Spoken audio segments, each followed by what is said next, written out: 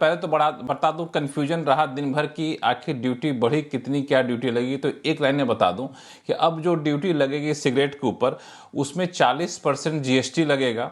उसके अलावा जो बढ़ी हुई एक्साइज ड्यूटी है जो 1 फरवरी से लागू होगी वो लगेगी। इसके ऊपर NCCD, national calamity contingent duty होती है, वो लगेगी। तो 3 तरह की ड्यूटी लगेगी। अब सवाल ये उठता है कि क्यों बढ़ाया गया। तो इस पर जब सरकार के सूत्रों से हमने बातचीत की तो उन्होंने 2-3 बड़ी ठोस लॉजिक दी।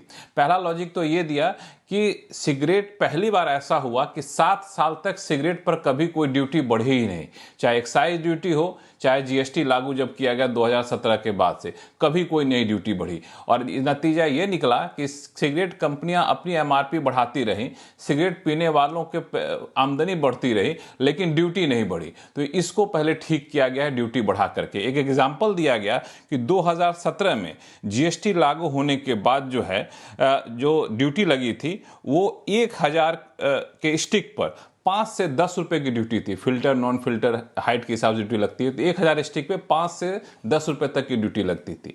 जीएसटी से पहले क्या था कि 100 के स्टिक पे, 100 सिगरेट के स्टिक पे 1585 रुपए से लेके 4170 रुपए तक ड्यूटी लगती थी। यानी जीएसटी लगा तो काफी कम हो गया। कम हुआ तो क्या हुआ, जीएसटी लगा दिया गया, कॉम्पनसेशन सेस लगा दिया गया। अब कॉम्पनसेशन सेस हटाया जा रहा है, इस वजह से वापस से एक्साइज ड्यूटी बढ़ाई जा रही है, लेकिन बढ़ा के पुराने स्तर पर नहीं की जा रही है और ज्यादा बढ़ोतरी की जा रही है, क्योंकि 7 साल से ड्यूटी बढ़ी ही नहीं थी। दूसरा जो लॉजिक दिया गया वो काफी ठोस है कि डब्ल्यूएचओ क्या करता है, दुनिया भर के सिगरेट के ऊपर लगने वाली ड्यूटी का अध्ययन करता है और एक मानदंड तय कर रखा है कि आप कम से कम 75% ड्यूटी लगाएंगे ही लगाएंगे।